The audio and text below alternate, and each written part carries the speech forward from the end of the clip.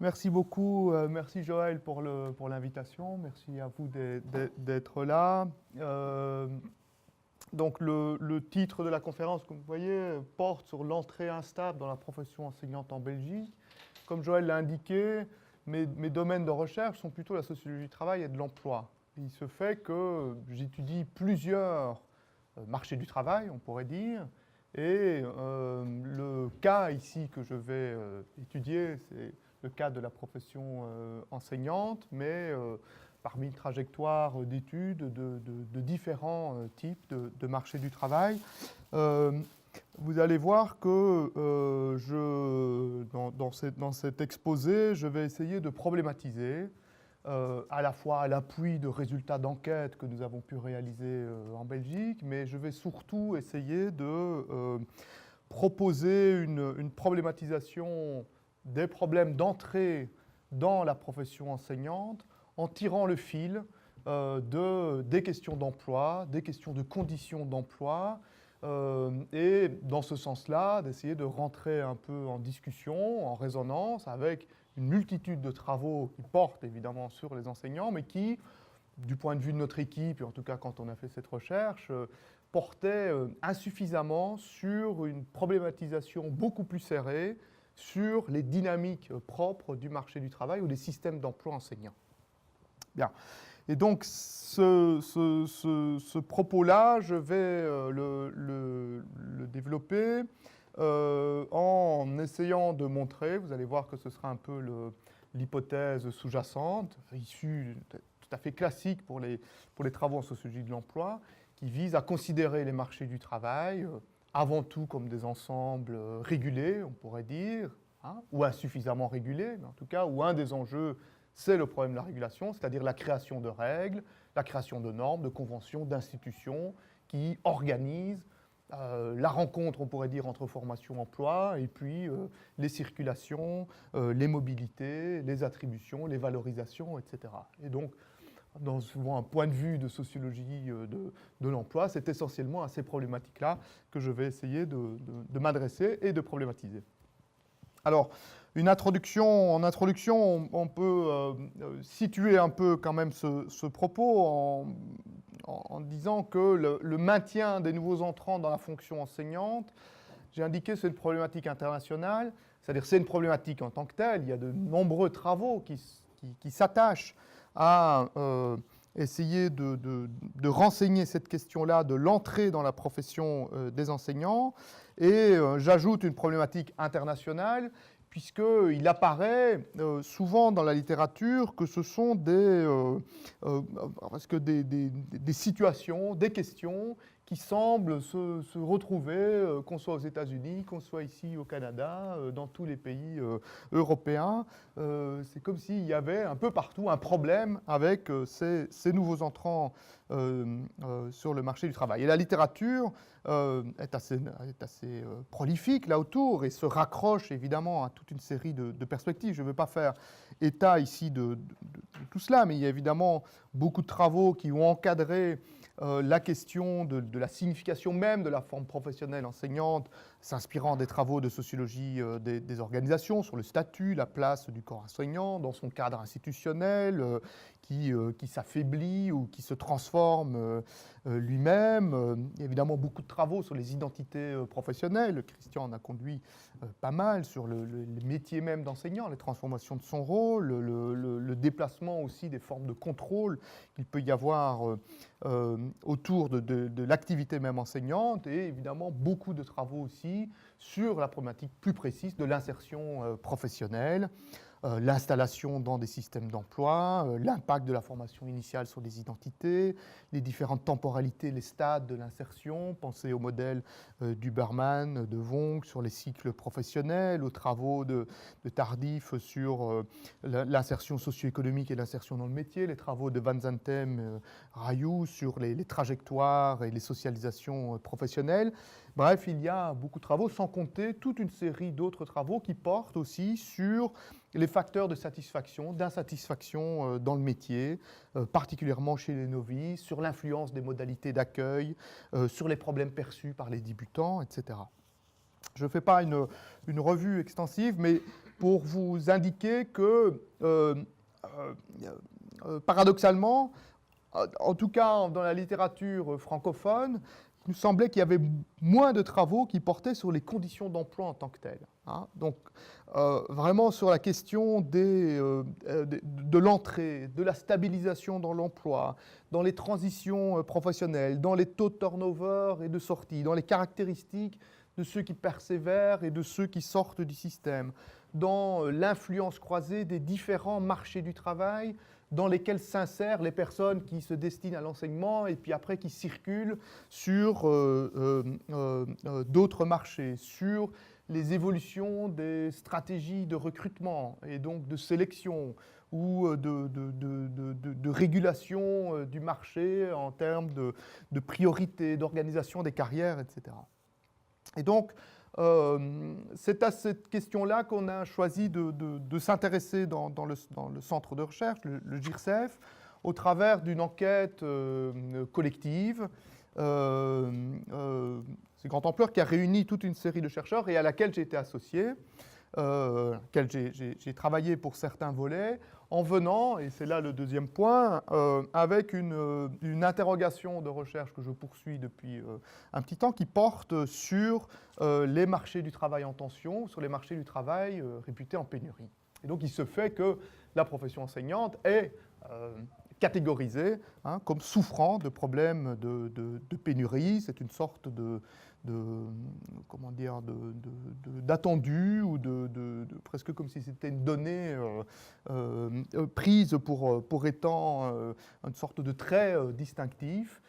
Précédemment, j'ai étudié d'autres marchés du travail, j'y reviendrai pas, mais marché du travail des informaticiens, de la construction, des soins de santé et d'autres, qui sont aussi caractérisés par ces phénomènes de pénurie. Et ce qui m'intéresse, c'est justement de tirer ce fil-là pour voir ce que ce terme de pénurie signifie une fois qu'il est attaché à un marché du travail particulier et comment on peut problématiser cette question-là.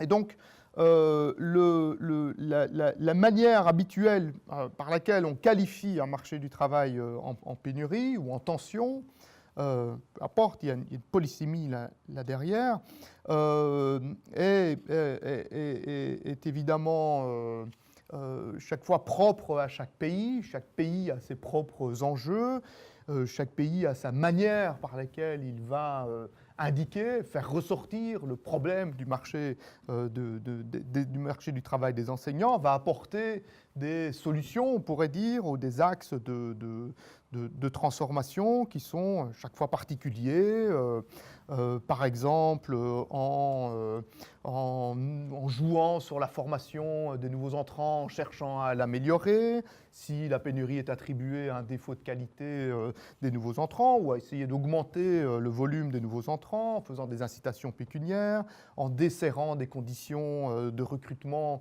pour élargir l'assiette de recrutement, en améliorant les conditions d'emploi ou de travail, en jouant sur le facteur de l'immigration, ce qui est une stratégie particulière notamment ici. Bref, chaque contexte national joue sur certaines variables pour essayer d'adresser un problème qualifié de pénurie et qui a évidemment des qualifications multiples. La particularité quand même d'étudier un marché du travail, le marché du travail des enseignants comme étant pénurie, c'est que c'est un marché du travail particulier, c'est un marché du travail professionnel qui est normalement structuré de manière différente, on pourrait dire des marchés de compétences, comme l'informatique, l'ORECA, donc c'est-à-dire les restaurants, les cafés, etc., ou je sais pas moi, les bouchers, les plombiers, dans le sens où, en toute logique, je reprends ici les définitions de David Marsden, il est normalement régulé par des dispositifs, justement, qui organisent de manière, on pourrait dire, qui a la maîtrise, au fond, des flux, normalement, entre formation et emploi, entre la relation de qualification et puis l'insertion dans le marché du travail et les règles d'avancement, qui leur donnent donc des attributs de marché fermé, pour reprendre la formulation de Catherine Paradise, c'est-à-dire qui peut réguler normalement, de manière satisfaisante, la quantité des nouveaux entrants, étant donné les interactions privilégiées entre le groupe professionnel et les instances de formation des nouveaux entrants, ou la régulation des conditions d'entrée sur ce marché professionnel. Et donc une pénurie de main-d'œuvre sur un marché professionnel a donc une signification particulière, est un cas d'étude particulier qui conduit donc à une certaine énigme, c'est de voir comment cette situation se produit, alors même qu'on pourrait se dire que ce sont un type de marché du travail où il devrait y avoir des leviers de circulation relativement fluide entre les candidats et les postes, ou entre les titres et les postes, pour reprendre encore une autre formulation, et conduit à se dire que s'il y a une situation de pénurie, c'est qu'il y a une régulation qui est défaillante, et l'énigme, c'est d'essayer d'aller voir où se trouve un peu cette défaillance de régulation. Alors, je vais donc, c'est là mon troisième point de ces premiers éléments un peu d'introduction, essentiellement appréhender l'instabilité de l'entrée dans le métier. Je vais me serrer évidemment sur cette question-là, sous l'angle de la régulation des marchés du travail, c'est-à-dire tirer, on pourrait dire, l'hypothèse suivant laquelle cette instabilité est le fruit, est le produit d'un système d'emploi défaillant. Ce faisant, je tire bien un fil particulier. Je ne nie pas évidemment tous les travaux précédents qui ont pu expliquer des questions d'instabilité des nouveaux entrants liées à des facteurs individuels, liés à la persévérance dans le métier, à la motivation ou à des facteurs de groupe. Et tout ça, j'ai cité cette littérature qui l'évoque. Mais je souhaiterais tirer ce fil-là, un peu quand même avec une hypothèse sous-jacente, donc ça va être mon hypothèse 1, on pourrait dire mon petit H1, dans l'instabilité de l'entrée sur le marché du travail est liée aux régulations internes à ce marché du travail qui produisent l'instabilité structurelle de l'emploi. Il y a quand même derrière ça, même si j'essaie de rentrer en concert avec la littérature et d'autres travaux, quand même cette réflexion qui consiste à se dire que l'emploi est peut-être quand même un facteur explicatif fort, donc la possibilité même d'avoir un emploi, un type d'emploi, de l'insertion, une sorte de couche première, on pourrait dire, explicative, sur base de laquelle des questions d'insertion professionnelle, de rapport aux collègues, d'acquisition d'un savoir-faire, de projection dans le métier, etc., peut s'établir. C'est quand même un peu cette hypothèse qui consiste à se dire, la première chose, c'est quand même d'avoir un emploi, et il faut quand même regarder le type de qualité d'emploi que l'on peut avoir pour démarrer, et c'est peut-être quand même une condition première nécessaire avant de pouvoir se projeter dans une activité. Voilà, donc ça c'est quand même cette première hypothèse H1, que je vais développer à partir de l'enquête qu'on a pu réaliser au GIRCEF. Et puis, j'embrayerai plutôt sur la fin de la présentation par une seconde hypothèse qui consiste à dire que cette instabilité est qualifiée de pénurie, est qualifiée de facteur de pénurie ou est qualifiée de révélateur de situations de pénurie sur le marché du travail. Et que cette qualification du problème de ce marché du travail comme étant une pénurie est à la fois, les termes de catégorie de pénurie est à la fois une catégorie analytique et une catégorie performative. C'est-à-dire que c'est à la fois une convention qui permet d'essayer de rendre compte, une entité abstraite qui essaye de désigner une représentation de la réalité sociale, un marché du travail défaillant, et pas un petit peu, puisqu'il y a un critère de sévérité là qui est inhérent même au terme de pénurie, un manque criant, une sorte d'injustice, situation d'injustice qui nécessite d'être réparée. C'est donc un instrument de mesure et de connaissance, et il faut regarder comment ces pénuries sont quantifiées, mais c'est aussi un enjeu politique de catégorisation, c'est-à-dire que c'est aussi une ressource politique, une ressource discursive, qui est emparée par toute une série d'acteurs sur le marché du travail pour peser sur cette régulation. Et donc ça, ce sera mon deuxième point. Et je terminerai en montrant qu'il y a mon hypothèse générale, qu'il y a cette pénurie et cette situation-là est le fruit d'une lutte de conception de professionnalisme enseignant partiellement opposée, portant sur des régulations différentes qui sont paradoxales ou contradictoires. Voilà un peu le cadre. Alors, On va démarrer assez rapidement dans le vif du sujet et dans ces données d'enquête, parce que c'est quand même ça que j'ai envie de vous présenter, la manière par laquelle nous avons fait cette opération de recherche. Je vais démarrer ce point-là en deux temps. Je vais reprendre quand même quelques éléments de la littérature, essentiellement anglo-saxonne, mais peut-être que vous me corrigerez, peut-être qu'il y a des accès à certaines littératures ici qu'on n'avait pas vues. Et puis on rentrera de manière un peu plus serrée sur le cas de la communauté française de Belgique, qui est donc une partie du marché du travail des enseignants de langue française en Belgique, où on abordera qui sont ces novices, un peu ce portrait statistique de ces novices, quelle est la problématique de l'abandon et comment l'abandon, on pourrait dire, dans le métier, ceux qui sortent du marché du travail, et ce qu'on peut dire de l'évolution des trajectoires. Alors, sur cette revue de littérature, d'une manière générale, on peut dire un peu schématiquement que la littérature s'est intéressée à cette question-là, surtout à partir de la problématique de la quantification des taux d'attrition, c'est-à-dire de sortie définitive, on pourrait dire, des nouveaux entrants sur le marché du travail enseignant et qui le quittent pour aller dans d'autres marchés du travail. Et puis, autour des années 2000, on a eu davantage une préoccupation aussi en termes de migration, c'est-à-dire que l'enjeu, au fur et à mesure où la littérature s'est aussi intéressée, on pourrait dire, ou a commencé à prendre aussi comme unité de référence l'établissement scolaire comme acteur du recrutement, la migration, c'est le turnover, mais aussi d'enseignants qui circulent simplement sur le marché du travail enseignant, qui quittent l'établissement, mais qui ne quittent pas nécessairement la profession. Et là, il y a de nombreux facteurs qui ont été étudiés et qui donnent déjà toute une série de renseignements, évidemment, sur ce qui se joue autour du fait de se maintenir ou de quitter prématurément, on pourrait dire, la carrière d'enseignant. On sait qu'il y a des facteurs qui sont liés à l'individu, par exemple la formation initiale.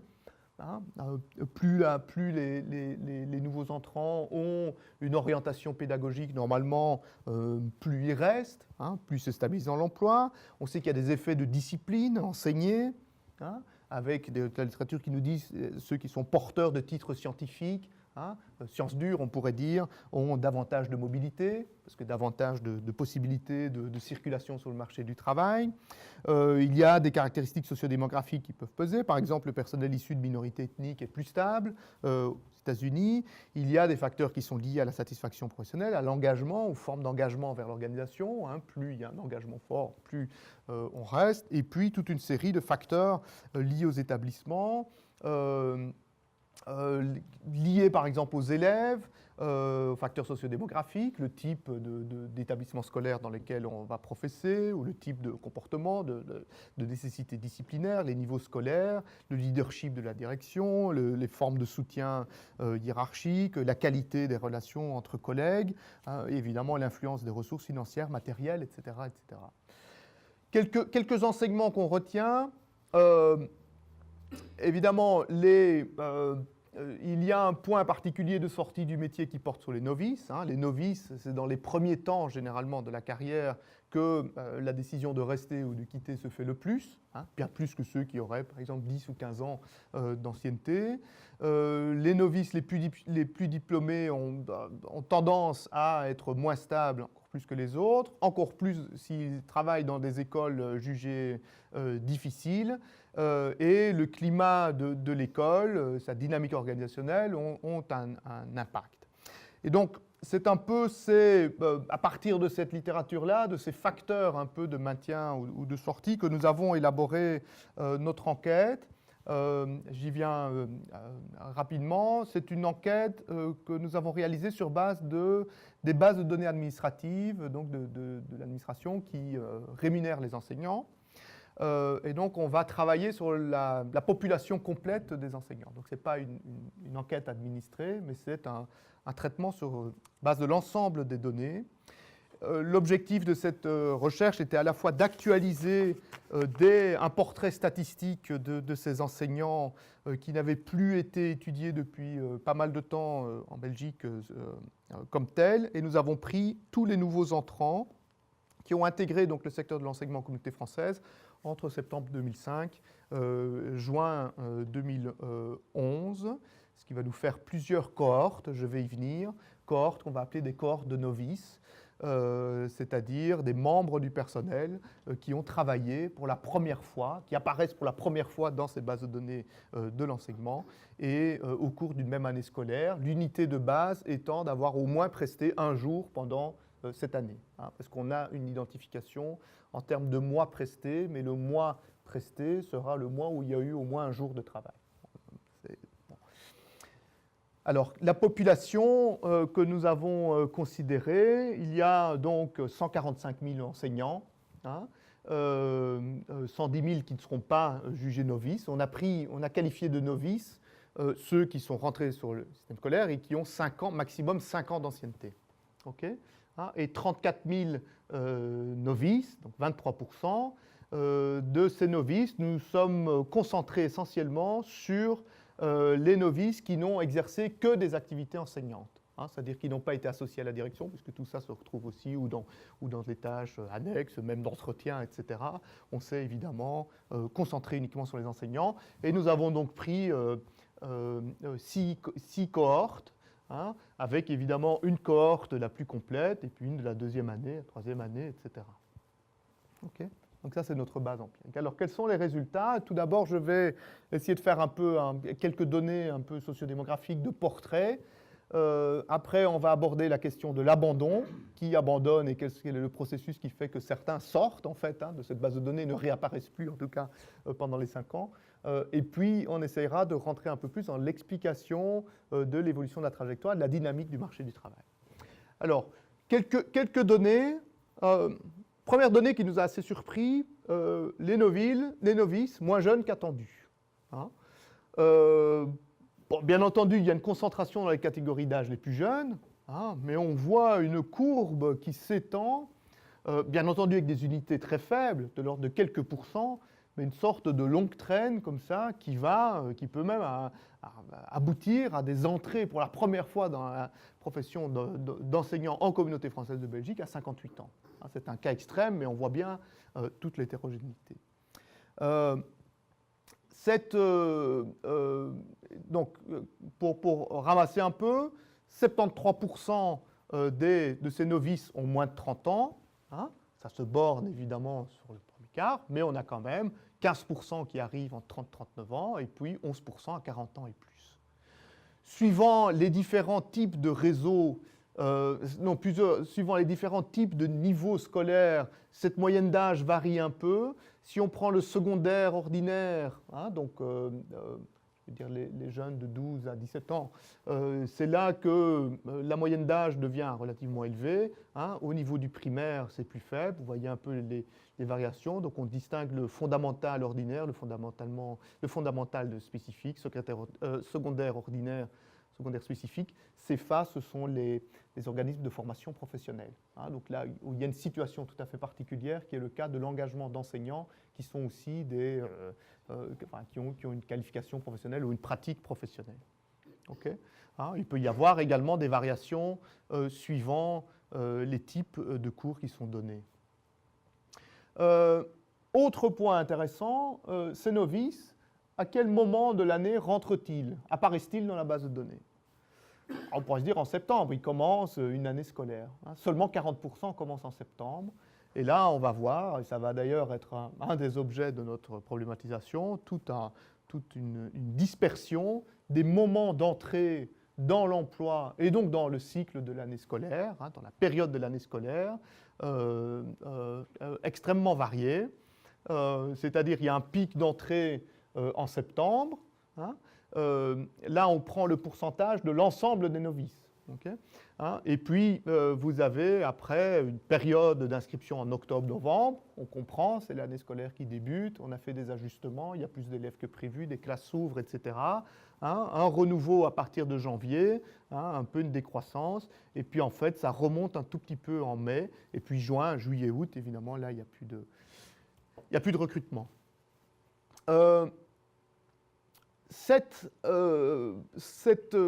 Ce moment d'entrée, en fait, sur le marché du travail a un impact très important, et ça c'était vraiment un des résultats auxquels on ne s'attendait pas, a un impact très important sur la poursuite de la trajectoire. Grosso modo, rentrer ou non la première fois en septembre, ou débuter sa trajectoire plus tard dans l'année, c'est-à-dire sur un remplacement ou en étant appelé comme ça, a un effet décisif sur l'ensemble de la trajectoire. Et donc, ceux qui rentrent en septembre, vous voyez ici, ils ont une assez forte probabilité d'être en emploi jusque juin et d'avoir un emploi tous les mois. Donc, c'est très peu coupé. Il y en a quelques-uns qui ont un emploi jusque juin, mais avec quelques mois qui sont manquants, et une faible probabilité de démarrer en septembre et de ne pas terminer l'année scolaire. Okay. Plus on progresse, c'est assez décisif, surtout ici évidemment, plus l'entrée est tardive pendant l'année scolaire, au moins on a de probabilité de terminer l'année jusqu'en juin. Au plus on a de probabilité donc d'avoir un remplacement temporaire, quelques semaines, éventuellement un mois ou deux, mais d'avoir une instabilité. Okay.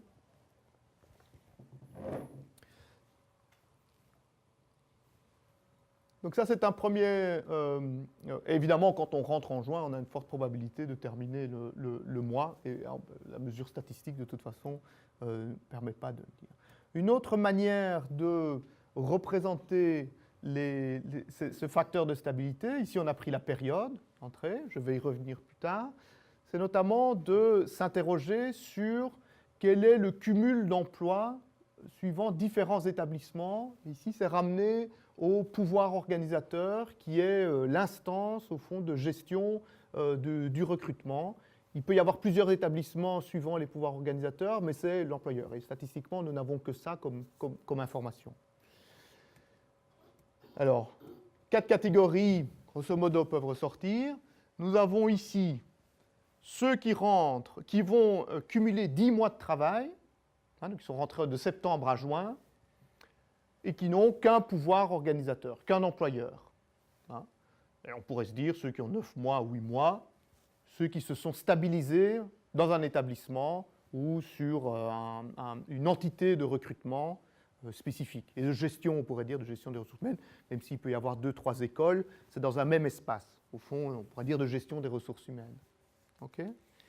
On a quand même toute une partie ici de personnes qui ont 8, 9, 10 mois de travail, mais qui sont passés ou qui ont cumulé ces emplois en allant négocier au fond des temps de travail dans plusieurs établissements.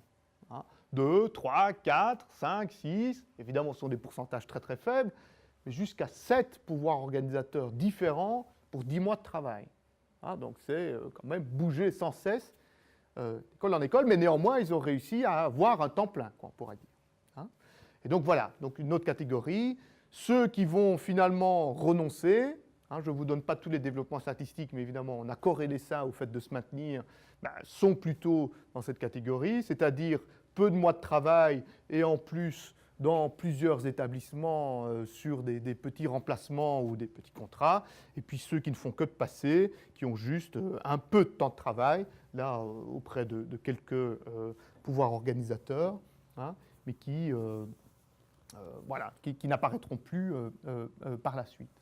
Tout ça pour montrer, évidemment, c'est là qu'on rentre vraiment dans les conditions d'emploi, c'est qu'est-ce qui peut expliquer le fait de se maintenir. Évidemment, c'est notamment la manière, on pourrait dire, le type d'inscription dans l'emploi que l'on a dès le départ. Alors, il y a d'autres variations, mais je vais devoir avancer pour ne pas prendre tout. On peut évidemment faire des différences suivant qu'on est dans le secondaire ou le fondamental. D'une manière générale, il y a davantage de nouveaux entrants qui arrivent en septembre dans le fondamental plutôt que dans le secondaire. Bon, ça se comprend par la structuration des cours. Quand vous êtes en primaire, c'est le modèle du maître face à sa classe, qui démarre l'année et qui suit sa classe. Dans le secondaire, c'est un apprentissage par module où vous avez besoin d'un enseignant de chimie et puis un autre d'histoire, etc. Et donc, il y a une sorte d'émiettement qui fait que les conditions de recrutement et la parcellisation, on pourrait dire, des besoins est assez différente. Il y a une particularité, je l'évoque, je ne la tirerai pas comme élément principal. Il y a 3 réseaux d'enseignement différents en communauté française de Belgique.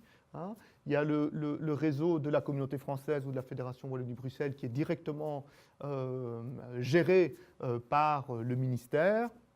Et puis, c'est la particularité belge, il y a deux autres réseaux qui sont tout d'abord le réseau libre, c'est-à-dire l'enseignement catholique, qui a une autonomie, une relative autonomie de gestion, une forme de décentralisation, et puis l'officiel subventionné qui est lié aux municipalités, qui est lié aux villes et aux communes.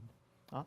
Il peut y avoir des petites différences. Dans le réseau libre, hein, c'était quand même un effet qui compte pour la réflexion en Belgique en tout cas, a tendance à avoir davantage de pourcentage d'entrée en septembre, à avoir davantage que les autres une forme de stabilisation qui fait que 47% ou au moins 10 mois qui ont été prestés. Okay. Il y a des variations aussi suivant les types fondamentaux ordinaires et par réseau, mais je ne développe pas. Que se passe-t-il la deuxième année? Hein, c'est une question, peut-être que vous n'allez pas bien voir. La deuxième année commence à marquer une certaine forme de stabilité.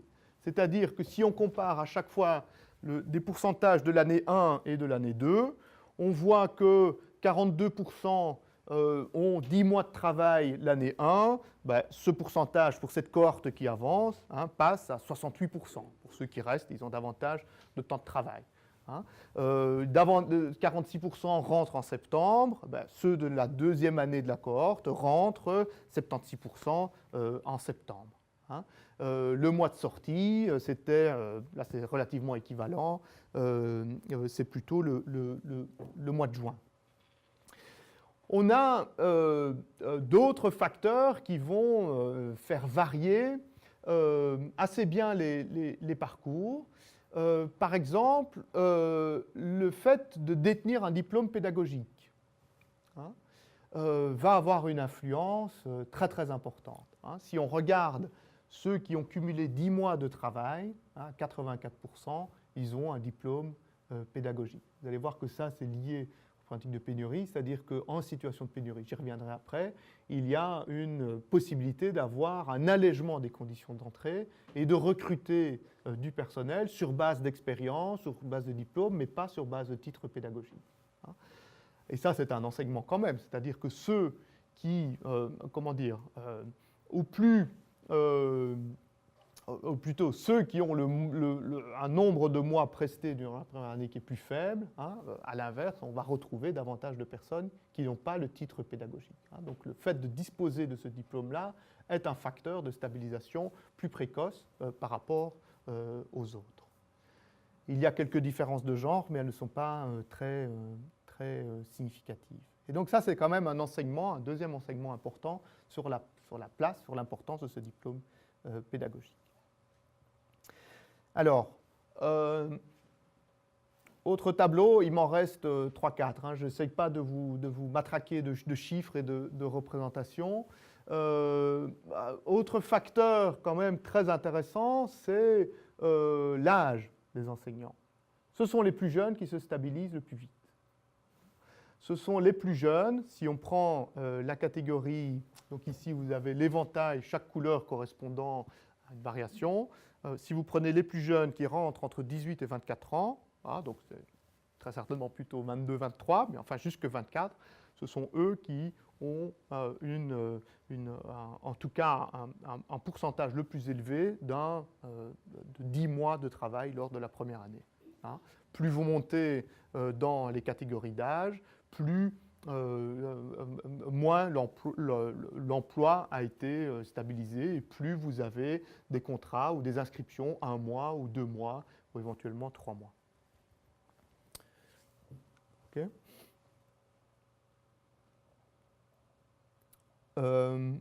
Ça va jusqu'à présent? Oui, je ne vous assomme pas. Arrêtez-moi s'il y a des questions. L'enseignement libre produit ou propose une stabilisation un peu plus forte au milieu. Je passe assez rapidement. Alors, je vous ai dit tout à l'heure que l'inscription en septembre, hein, le fait de démarrer en septembre, là on a déjà vu que ça, qu'il y avait des différences de stabilisation, on a déjà pu voir quelques facteurs qui pouvaient caractériser au fond ceux qui se stabilisent le plus vite. Mais l'inscription en septembre, ou en tout cas le nombre de mois prestés la première année, a un effet durable sur la trajectoire. Et ce graphique-ci le montre. Cette ligne-ci correspond aux nouveaux entrants l'année 1 qui ont cumulé 10 mois de travail. Okay. Et on regarde ici le taux d'abandon. Le taux d'abandon de cette cohorte qui démarre directement à temps plein, hein, est un peu moins de 20%. Plus vous montez, enfin plus le temps de travail de la première année diminue, hein, plus le pourcentage du taux d'abandon remarqué après 5 ans augmente. Okay. Et donc, il y a cet effet durable du volume de travail la première année, en tout cas si on le suit suivant cette coupe, hein, donne presque une sorte de tendance générale tout à fait fluide, quoi, dans la manière de le percevoir.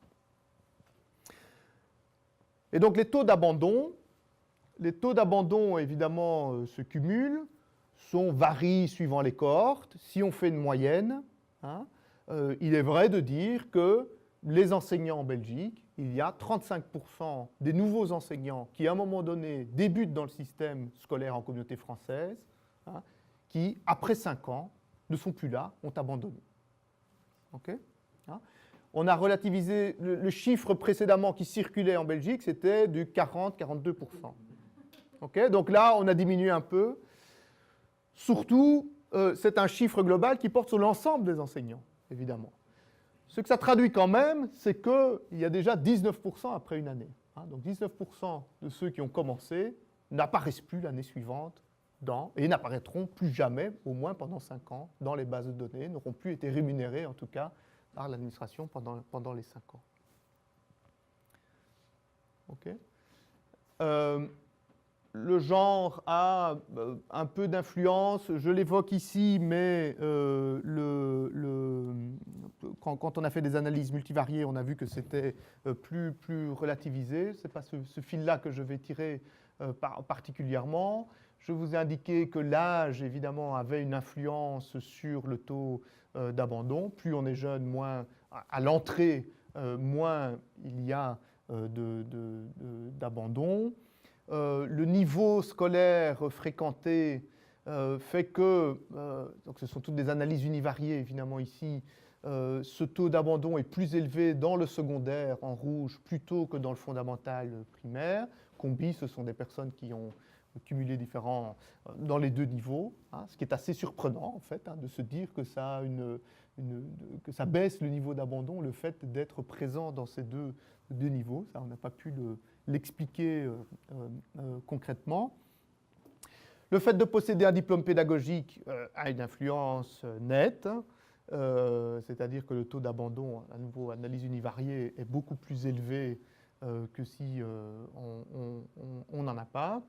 Et le niveau de diplôme a aussi une influence sur le taux d'abandon, dans le sens où la courbe rouge la plus élevée, ce sont les diplômés du supérieur non pédagogiques. Par exemple, un master universitaire en mathématiques ou en chimie, mais qui n'avaient pas le titre pédagogique, mais qui ont commencé dans l'enseignement. Là, il y a une sortie plus forte. Dès qu'ils ont des agrégations, AESI ou AESS, AESS étant le diplôme, l'agrégation pour les diplômés universitaires du supérieur, le taux d'abandon est plus faible. Oui, Christian ? Juste une précision, ceux qui n'ont pas de diplôme pédagogique, ça doit pas être distribué de manière identique entre le primaire et le secondaire. Oui, oui, donc bien sûr. Bien sûr. Il faut le dire ici, sinon oui, oui. personne ne va comprendre. C'est que ceux qui sont engagés dans le primaire bien sûr. ont pratiquement un diplôme pédagogique. Oui, oui, tout à fait. Tout à fait. Pratiquement tous ceux qui sont tout à fait. Secondaire inférieur Tout à fait. ont un diplôme pédagogique. Tout à fait. Tout à fait. C'est dans le secondaire que la question se pose. Ceux qui ont un secondaire supérieur tout à fait, oui, pardon, tout à fait. Donc c'est vrai qu'on ne peut pas mélanger des pommes et des poires, quoi, en fait, c'est ça que tu dis. Il faudrait croiser. Oui, tout à fait. Donc je suis d'accord avec toi. Quelques résultats quand même qui nous ont un peu surpris. La littérature, comme je l'ai dit au début, dit, mais au fond, quand on a un diplôme dans les filières d'études scientifiques, on pourrait se dire porteuses sur le marché du travail, la mobilité plus forte, on n'a pas nécessairement retrouvé ça. Regardez ici, donc le diplôme avec agrégation en mathématiques et sciences, hein, il y a un taux d'abandon durablement plus faible que l'agrégation en langue maternelle, donc en français. Hein. Donc là, c'est au-dessus, c'est les niveaux inférieurs, et là, c'est le niveau supérieur du secondaire, hein, ces deux formes d'agrégation. Mais d'une manière générale, on a les mêmes tendances. Hein. Donc cette hypothèse suivant laquelle le type de filière d'études qui a été suivi ne se retrouve pas, en tout cas, de manière nette là. Okay. Autre résultat qui nous a surpris, l'indice socio-économique de l'établissement scolaire dans lequel il y a une inscription. Arthur nous dit, quand on débute dans des écoles plus défavorisées, l'instabilité est plus forte, on quitte plus fortement. Pas ici. Hein. C'est-à-dire l'indice socio-économique, il y a un indice en Belgique qui qualifie les établissements scolaires et qui, au fond, est utilisé aussi pour avoir des politiques de discrimination positive. Évidemment, ça joue, ça va jouer. Hein. Entre 1 et 5, c'est les niveaux d'indice socio-économique les plus faibles, hein, donc les populations a priori, ou en tout cas le quartier le plus défavorisé, et ça, les plus élevés. Vous avez un pourcentage d'abandon qui est même plus faible qu'ailleurs. Hein.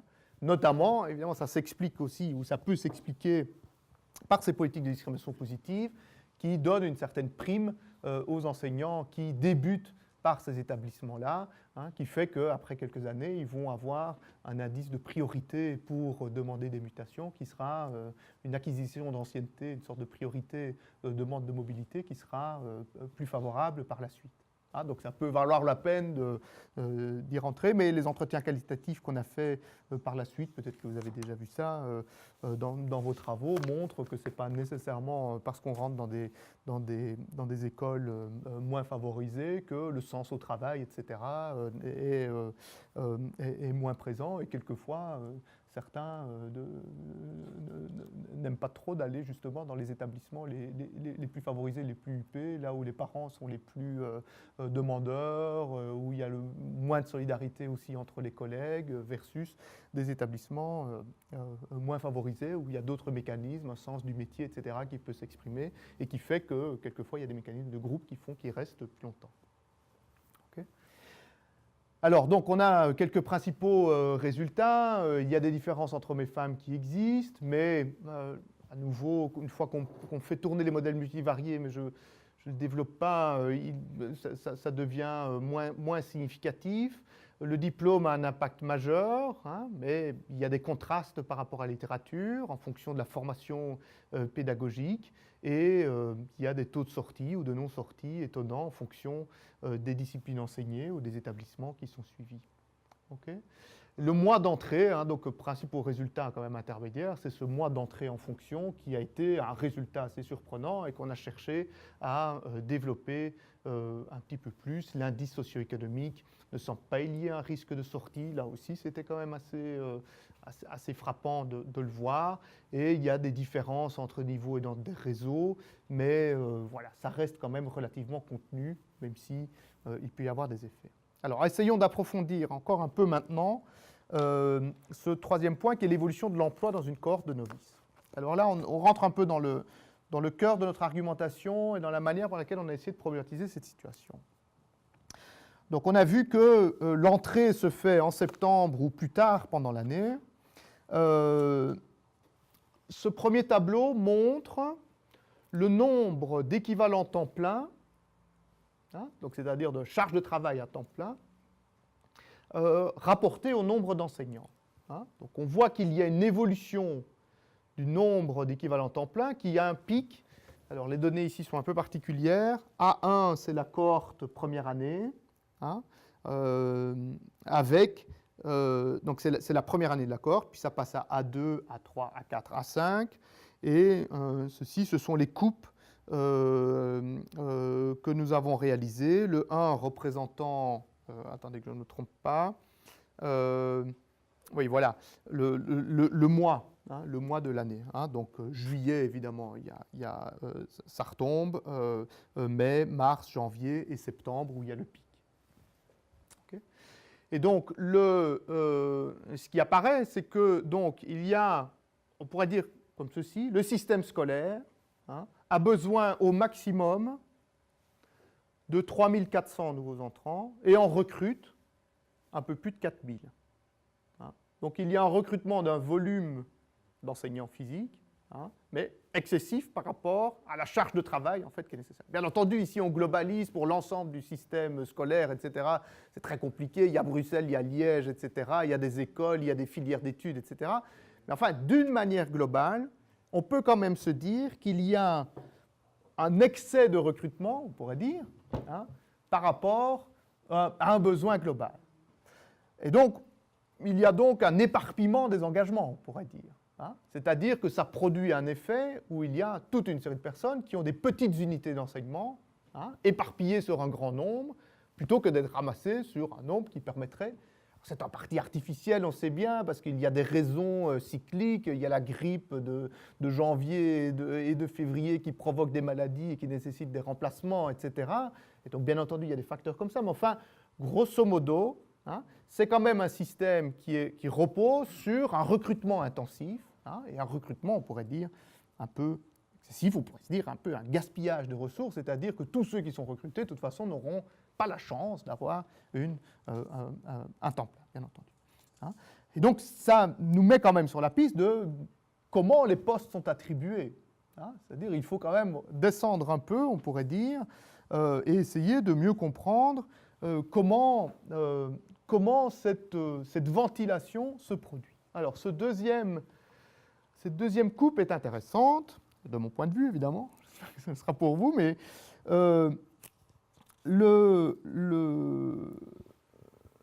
qu'est-ce qui apparaît sur ce tableau? Si on regarde les novices qui sont recrutés en septembre, hein, on voit que la probabilité d'être recruté en septembre, quand on est dans les 5 premières années de sa trajectoire professionnelle, hein, est proportionnellement par rapport aux autres plus favorable pour ceux qui sont novices dans la 5e année, hein, plutôt que novices dans la première année. Le recrutement, on pourrait dire, des nouveaux entrants frais qui rentrent pour la première fois, se fait de manière prédominante en octobre et en décembre. Hein. Donc il y a un effet, évidemment, plus vous attendez dans la carrière, on l'a vu précédemment, plus grande est la probabilité que vous enchaîniez en septembre, hein, et ce, d'autant plus. Mais si on réfléchit en termes de marché du travail, on pourrait avoir le raisonnement suivant. C'est-à-dire qu'il y a un volume de postes de travail qui se formule, enfin qui est libéré chaque rentrée scolaire. Hein. Ce volume de postes, c'est 74 115 postes. Une grande partie, évidemment, de ces postes sont occupés, hein, ou plutôt les enseignants qui sont désignés pour occuper les cours, sont plutôt ceux qui sont stabilisés, qui ont le statut, qui sont prioritaires, qui ne sont pas novices. Il reste, donc 85% de ces postes, hein, sont fixés pour ceux qui sont stabilisés. Il reste, dans les chiffres, 11 195 postes qui sont mis en jeu, qui sont ouverts aux novices. Hein. Ces novices, qui n'ont pas encore acquis suffisamment d'ancienneté pour devenir prioritaires, sont donc sur un marché du travail et luttent pour obtenir ces postes. Okay. Hein. Et donc, on pourrait dire que dans cette compétition pour les postes, si on suit un peu cette manière de se représenter, hein, les gagnants sont ceux qui sont déjà dans le système scolaire et qui vont gagner une priorité par rapport aux autres, entre ceux qui ne sont pas encore prioritaires. Hein. Par contre, le marché des postes qui s'ouvrent à partir d'octobre et jusqu'à décembre est plutôt favorable à les novices de première année et même plus tard. Okay. Et donc, il y a, comment dire, tirer ce fil de cette manière-là consiste à penser ce marché du travail comme étant une compétition entre acteurs, hein, qui cherchent à avoir du temps de travail ou à l'obtenir et qui sont mis en compétition les uns les autres dans les premières années de la carrière, qui fait que certains vont réussir à se stabiliser plus facilement. Il y en a quand même parmi les novices qui arrivent dès la première année, hein, mais que c'est la persistance qui va faire aussi que l'accumulation de jours, l'accumulation des périodes de travail va pouvoir s'effectuer. Okay. Alors, qu'est-ce qu'on peut en dire? Il y aurait plein d'éléments, et bien entendu, nous avions encore des quantités d'autres tableaux. J'essaie de reprendre ici un peu les enseignements pour arriver sur l'idée qu'il y a bien entendu une entrée instable dans la profession, mais une fois qu'on tire ce fil un peu de la stabilisation dans l'emploi et des conditions d'emploi, on voit bien qu'il y a une très très grande hétérogénéité de situation. On pourrait se dire que les facteurs les plus favorables à l'installation, ce sont plutôt les jeunes avec diplôme pédagogique qui, eux, se stabilisent et qui rentrent dès septembre, qui se stabilisent le plus et qui ont une trajectoire d'emploi qui va être la plus linéaire, hein, proportionnellement, alors que les plus âgés, on pourrait dire en reconversion et qui n'ont pas encore le titre pédagogique et qui effectuent des remplacements par la suite, ont le moins de chances de se stabiliser dans l'emploi. Et donc, il y a des effets comme ça de sentier ou des effets d'origine, de points d'entrée sur le marché du travail qui sont importants. Et donc, j'ai dit, ce marché des novices est aussi le résultat, ce qu'on a appelé une lutte des places, hein, qui est aussi lié évidemment à un système de régulation d'emploi qui accorde un privilège, ou on pourrait dire un atout à l'ancienneté, hein, au personnel temporaire prioritaire, qui fait que la pression sur les nouveaux entrants ou l'instabilité des nouveaux entrants, hein, est le fruit aussi de la stabilité, évidemment, des autres catégories qui sont prioritaires sur le fait de choisir leur place, qui ont la possibilité de prendre une série de congés, etc., ou de mission ou d'absence, etc., et qui produit cet effet de remplacement sur des nouveaux entrants à différentes périodes de l'année, et donc avec des résultats très, très variables sur la poursuite de la trajectoire. OK ? Alors, il faut dire aussi qu'il y a un facteur important qui va peser sur ce fonctionnement de ce système scolaire. Je l'évoque, c'est le dernier point. C'est une rigidité qui est accrue par le calcul de l'ancienneté par réseau. Je vous ai dit tout à l'heure qu'il y avait 3 grands réseaux d'enseignement qui ont une relative autonomie, ou en tout cas qui ont une déclinaison du statut d'enseignant qui leur est chaque fois spécifique, même s'il y a une tendance à aller vers plus d'uniformisation, mais chaque réseau a ses propres modalités de calcul de l'ancienneté qui permet aux enseignants de devenir prioritaires. Et cette ancienneté n'est pas transférable d'un réseau à l'autre. Donc il y a un effet d'enfermement des nouveaux entrants dans un réseau donné, hein, qui fait que le panachage entre plusieurs réseaux n'est absolument pas payant si on veut accumuler de l'ancienneté qui permet à un moment donné d'avoir un statut stabilisé et de devenir prioritaire. Et évidemment, ce facteur-là est très important et on voit bien que c'est un effet, hein, de la régulation du marché du travail qui va produire des effets de type d'emploi, de volume d'emploi auxquels les personnes vont candidater, hein, vont choisir d'obtenir ou pas. Donc, premier point, je dirais, dans ma présentation. La suite va être un peu plus rapide pour qu'on ait un peu de temps pour discuter. J'ai essayé de montrer un peu ces effets de structuration du marché du travail et surtout de montrer un peu cette problématique de l'entrée. La question que j'aimerais bien aborder maintenant, consiste à se dire, mais comment se fait-il que ce marché du travail est qualifié de marché du travail en pénurie, hein? On pourrait se dire, il y a plein de candidats, il y en a plus qu'il faut, ils ne restent pas parce qu'ils n'arrivent pas à se stabiliser dans l'emploi. Alors ça m'a particulièrement intéressé parce que c'est là qu'on peut tirer le fil, au fond, d'une construction sociale des problèmes du marché du travail, hein. La pénurie peut être, une situation de pénurie peut être renseignée quantitativement, on peut chercher à la comprendre, on peut rendre compte des difficultés de recrutement que disent éprouver les directeurs d'établissement quand ils doivent opérer pour des remplacements, etc. La question, c'est de se dire que tout marché du travail a toujours des désajustements, hein, mais la manière par laquelle je le formule, c'est de se dire qu'est-ce qui fait qu'à un moment donné, sur un marché du travail donné, il y a une sorte de consensus qui s'établit pour se dire qu'un des problèmes, c'est un problème de pénurie. Et que va-t-on dire au nom de cette qualification du marché du travail comme souffrant d'une pénurie? Et donc, en Belgique, il y a eu autour des années 2000 une réflexion politique sur ce thème-là, avec des tables rondes, qui a conduit à un décret pénurie, établi en 2004, qui avait supposé répondre à ce problème de déficit maintes fois évoqué des directeurs d'établissements scolaires sur certains profils d'enseignants en langues étrangères, hein, notamment en néerlandais, en anglais, dans des filières scientifiques, pour des professeurs de pratique professionnelle, etc. Et l'idée de ce décret, c'est d'élaborer un système qui va essayer de renseigner, d'objectiver un peu ces situations de pénurie et de déclarer quelles sont les fonctions ou quels sont les postes qui sont reconnus comme étant en pénurie et qui autorisent un relâchement, on pourrait dire, un desserrement des conditions d'engagement et qui permet notamment de ne pas requérir ce qu'on appelle les titres requis, mais d'autoriser le fait de recruter quelqu'un sur base de titres suffisants. Et un titre suffisant étant basé à la fois sur un diplôme un peu plus éloigné par rapport au diplôme initial, mais peut aussi se baser sur l'expérience. Hein. Autrement dit, disons-le autrement, la possibilité pour les directions d'école de recruter le personnel qu'elles décident nécessaire pour occuper les postes de manière flexible, sans avoir un canevas resserré. Alors,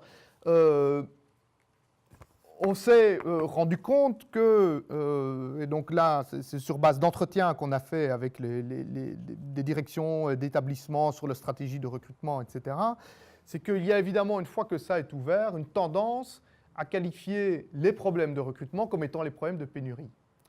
Et la pénurie ne devient plus uniquement l'attrition, c'est-à-dire ceux qui quittent durablement le secteur de l'éducation, mais pénurie devient mobilisée à chaque fois qu'il y a un problème de recrutement.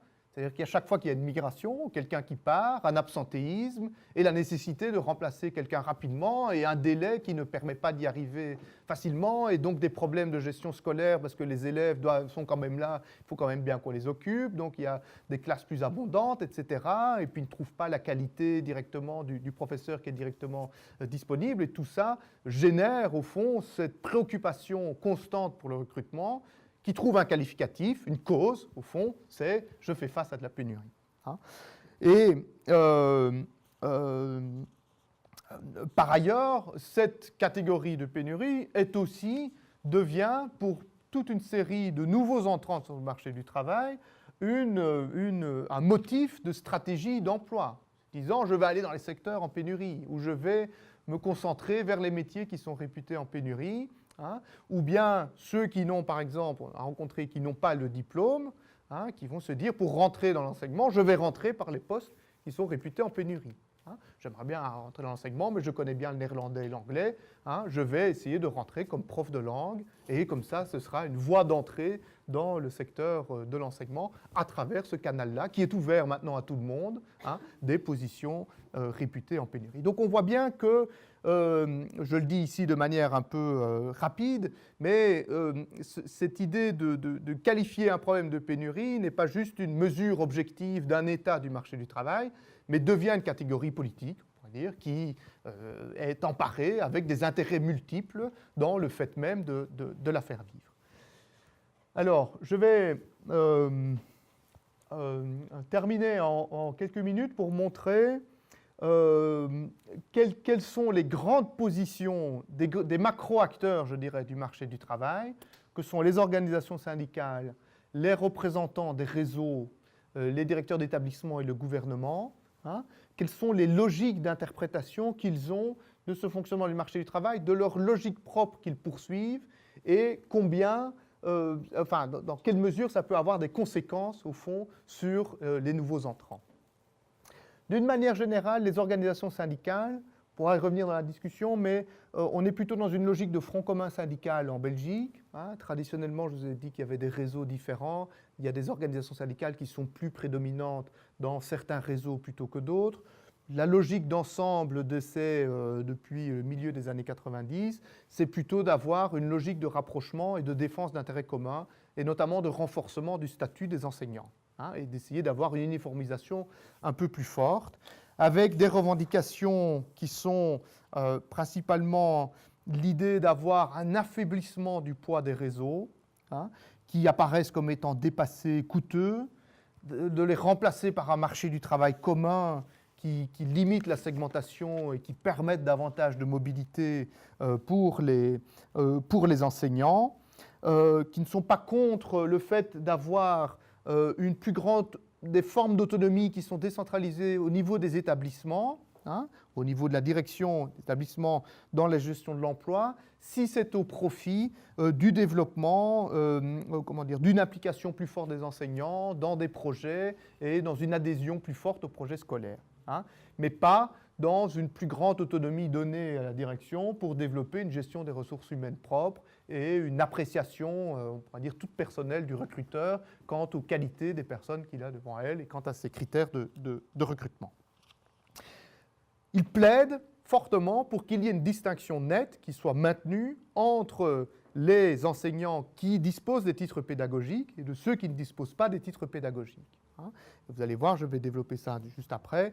Il y a un modèle là du professionnalisme enseignant qui fait qu'il peut y avoir du recrutement de personnes qui n'ont pas le titre pédagogique, mais la finalité, c'est quand même qu'ils arrivent à acquérir ce titre-là pour rejoindre, si vous voulez, le cœur du groupe professionnel. Et par exemple, il plaide très fortement pour qu'il y ait un différentiel de rémunération entre ceux qui ont un titre pédagogique ou pas, et de tenir vraiment à cette distinction-là. Donc c'est éviter de considérer le fait d'être enseignant comme étant un job. Ça doit rester de l'ordre de la vocation, du vœu professionnel, de l'implication dans le groupe professionnel durable, et pas juste une situation de transition. Un contre-exemple qui est souvent évoqué quand ces gens-là, c'est à un moment donné, il y a eu la faillite de la compagnie aérienne belge Sabena. À un moment donné, il y a eu sur le marché du travail des hôtesses de l'air, enfin tout un personnel qui était parfaitement bilingue et trilingue et qui a cherché des postes. Et donc, toute une série d'établissements scolaires se sont dit, là, on a un vivier de recrutement, ces personnes-là connaissent bien les langues étrangères, etc. On va les recruter, Et donc, l'idée de l'hôtesse de l'air qui trouve un boulot parce qu'elle a perdu le sien et qui, après, va essayer éventuellement de retrouver un autre poste dans une autre compagnie aérienne, et donc, pour qui l'enseignement ne sera qu'un moment de passage sur base d'une compétence, mais qui n'a rien d'indexé à des titres pédagogiques ou une vocation pédagogique, ça, ils n'en veulent pas de ce modèle-là. Okay. Alors, les directeurs d'école, à l'inverse, il y a une tendance un peu longue d'élaboration du statut de directeur d'établissement, d'essayer de lui donner davantage de prérogatives, une formation spécifique, de passer au fond du modèle du primus inter pares à quelqu'un qui a une fonction plus managériale, des outils de gestion, qui a des leviers au fond pour piloter son établissement. Eux sont plutôt en demande d'avoir une décentralisation de la gestion des ressources humaines, plaidant le fait qu'il y a des réalités locales différentes, que qui d'autre que eux connaissent bien à la fois la population des élèves, l'environnement local, les demandes. Pourquoi est-ce que je devrais refuser une maman d'élève qui est motivée, qui connaît bien l'établissement, qui a des compétences de prendre des cours, je la connais bien, etc. Donc une forme de sentiment de proximité et d'avoir un ajustement de sa gestion, étant donné ces réalités locales, et donc plaide pour être des acteurs du recrutement et surtout d'avoir en main des leviers de stabilisation des plus méritants par rapport aux autres, et donc d'échapper à des régulations bureaucratiques qui entravent, je caricature un peu, mais qui entravent leur modalité de gestion. Les représentants des réseaux n'ont pas du tout envie qu'il y ait un affaiblissement des réseaux. Je schématise un peu à nouveau, veulent plutôt préserver, renouveler les identités de réseaux, Les catholiques cherchent un peu à se renouveler, mais l'idée n'est pas d'aller vers une grande unification et d'avoir un marché du travail commun et de rompre avec cette tradition ou cet arrangement institutionnel belge de longue date. Hein, et cherchent plutôt, eux, ou défendent davantage l'idée que rentrer dans un réseau, bien entendu, il y a des contraintes au départ, il y a une constitution d'une ancienneté, mais c'est quand même, ça fait partie du projet professionnel, c'est être enseignant dans le réseau libre ou dans le réseau de la communauté française, et ça signifie quelque chose, et donc il ne faut pas perdre ce caractère du réseau qui est une couche, on pourrait dire, constitutive aussi de la professionnalité enseignante. Et le gouvernement, pour schématiser encore, hein, est plutôt dans une logique qui au départ qui est plutôt dans une logique de décentralisation de la négociation collective vers les interlocuteurs sociaux, c'est-à-dire, de manière schématique, jusqu'à présent, les organisations syndicales, quand elles devaient négocier des augmentations de salaire, etc., allaient directement au ministère. Hein. Ils essayent d'avoir une évolution un peu de la négociation sociale pour une négociation plutôt tripartite.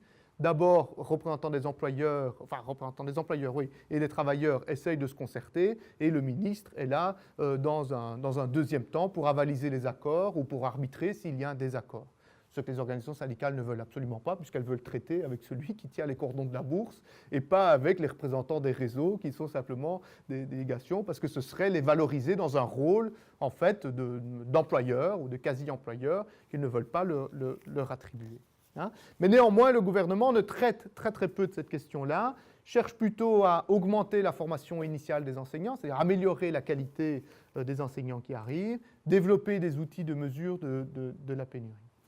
Donc ce que je veux dire par là, et j'en arrive maintenant à mes conclusions, hein, je regarde Joël en me disant il ne faut pas que je tarde de trop. On a donc là, juste pour terminer, donc 4 acteurs différents, on pourrait dire, qui tirent dans des sens différents, hein, dont on ne voit pas comment une nouvelle piste de régulation ou de traitement du problème des nouveaux pourrait apparaître. Hein. Il y a une sorte de statu quo qui est fait de régulation. Évidemment, ce sont tous ces 4 acteurs des acteurs puissants, hein, qui se tiennent, et il n'y a pas de nouvelle initiative qui permettrait de se dire que cette question qu'on va avancer vers le règlement de la situation des nouveaux entrants. Pour le dire autrement, hein, les nouveaux entrants apparaissent comme une variable d'ajustement d'un système régulé, élaboré, stabilisé, on pourrait dire, hein, où chaque acteur a bien entendu des nouvelles revendications, des tendances, des logiques qu'il essaye de faire avancer, hein, mais qui ne se font pas au prix du fait de régler ou d'apporter des solutions nouvelles, des initiatives pour ces nouveaux entrants. Et pourtant, il pourrait y avoir des pistes, au fond. Hein. Cette idée de desserrer les logiques d'enfermement dans les réseaux dans le calcul de l'ancienneté est quelque chose qui pourrait permettre d'avoir une augmentation du temps ou de transformer ces règles de calcul de l'ancienneté. Il pourrait y avoir un certain pourcentage de ce calcul de jour d'ancienneté qui serait autorisé entre différents réseaux, ou par exemple les 2 ou premières années, ça pourrait compter pour tous les réseaux, et puis il y aurait une accumulation finale qui devrait se faire dans un réseau pour devenir prioritaire. On peut imaginer des systèmes comme ça. Limiter les entrées sur le marché du travail, hein, le différentiel entre équivalent temps plein et le nombre d'enseignants, c'est peut-être un peu plus compliqué, mais bon, il y a peut-être des choses que l'on pourrait faire là autour aussi, ne fût-ce que vers ceux qui n'ont pas ce diplôme, ce titre pédagogique dont on voit qu'il a un effet. Il pourrait y avoir, il y a une extrême dépendance au flux d'enseignants, aux différents congés, on pourrait dire aux remplacements qui sont impossibles à anticiper, à la fois pour maladie bien entendu, mais il y a quantité d'autres motifs de sortie, de motifs à remplacer quelqu'un. On pourrait imaginer, c'est ce qu'on a proposé dans notre recherche, des possibilités de congés prévisibles. Pourquoi pas une année sabbatique pour les enseignants? Ils se forment 6 mois, et 6 mois, ils occupent des places de novices, ils circulent dans les différentes écoles, et ils relâchent comme ça un poste complet d'une année complète. Peut-être que ça favoriserait les nouveaux entrants. Bref, tout ça pour dire qu'en fait, ces régulations-là sont stabilisées, mais on peut les changer. C'est un travail, la régulation, ce n'est pas une donnée. Et je termine vraiment là maintenant sur mon dernier transparent, hein, Joël. Ce qui, je trouve, pour raccrocher un peu à un autre débat que j'ai très peu évoqué jusqu'à présent, il me semble que cette situation-là est quand même évoque, au fond, ou rentre en résonance avec un débat en sociologie, ou nouvelles avancées un peu en sociologie des professions, sur les différentes formes de professionnalisme. On a bien d'un côté des parties de la régulation qui ne s'entendent pas, en fait, hein, sur le modèle de professionnalisme en vigueur, qui fait l'objet d'une confrontation, d'un rapport de force, d'une tension, hein, avec d'un côté un professionnalisme par le bas. Hein, Julia Evets qualifie de professionnalisme par le bas le professionnalisme tel qu'il est revendiqué et défendu par les professionnels eux-mêmes. Hein, c'est-à-dire le modèle professionnel qui garantit, en échange d'une qualification, un modèle collégial, une certaine autonomie, une indépendance de jugement, une culture, une identité professionnelle spécifique qui sont acquises après une socialisation professionnelle assez longue, hein, c'est-à-dire un projet de professionnalisation des enseignants, hein, porté plutôt par les organisations syndicales, qui vont considérer donc, du coup l'instabilité de l'entrée comme étant un peu une mise à l'épreuve du marché du travail, de la même manière que les médecins, quand ils rentrent, ou les avocats, ont des premières années un peu difficiles, où ils font des procès prodéo, ou bien ils ont des permanences longues à l'hôpital, etc., et ils ne sont pas très, très bien payés, mais il y a la promesse après, hein, d'avoir une avancée dans la carrière qui va solidifier le statut et qui fait qu'on participe au projet professionnel et qu'on gagne l'autonomie du professionnel. Hein, et donc il justifie ou il pardonne, quoi, entre guillemets, ou il tolère cette instabilité à l'entrée, hein, de l'emploi au profit de la préservation d'un modèle qui stabilise ceux qui sont installés, quoi, on pourrait dire. Hein, la finalité étant quand même la protection du statut, hein, et même la représentation qu'ils ont, c'est essentiellement comment dire, leurs militants syndicaux, leurs adhérents syndicaux viennent plutôt de ce groupe-là.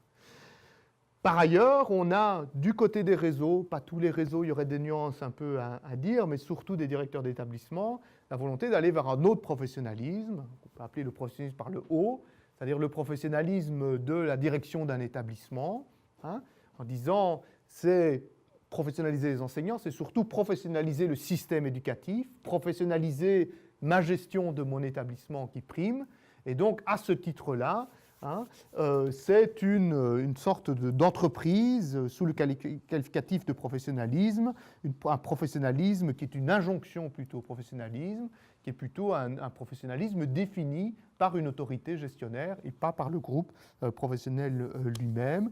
Hein, et professionnaliser la gestion d'un établissement, ça peut être aussi évidemment avoir en main toute une série de leviers permettant d'agir sur la gestion des ressources humaines, de fixer des critères, y compris des critères de performance ou des critères de stabilisation, des critères de rémunération, des critères d'augmentation, de réduction du temps de travail, etc., ou des privilèges en fonction du mérite, en fonction de sa population scolaire, et d'avoir une maîtrise de la gestion beaucoup plus forte. Et donc, ces deux régulations, hein, tirent de manière différente, mais laissent, au fond, un peu comme un angle mort, cette question de l'entrée dans le métier, hein, sous sa forme très très peu stabilisée, très très peu renseignée, renvoyant plutôt les difficultés de stabilisation à des attributs personnels des nouveaux entrants, hein, d'implication, d'abandon, comme si c'était plutôt une décision individuelle de l'enseignant qui ne reste pas, hein, mais n'attribuant pas ça à des effets d'élaboration de la régulation du système d'emploi dans le secteur éducatif. Et donc, je termine encore là, vraiment par la toute dernière phrase. Expliquer les pénuries, c'est ça qui m'intéresse en fait dans mon projet, que j'essaie d'appliquer ici au secteur de l'enseignement, mais dans les autres marchés du travail, c'est que d'habitude, ces facteurs, ces modes d'explication des pénuries ou bien les manières de résoudre les problèmes de pénurie sont souvent présentés comme nécessitant des causes ou des réponses exogènes au fonctionnement même du marché du travail.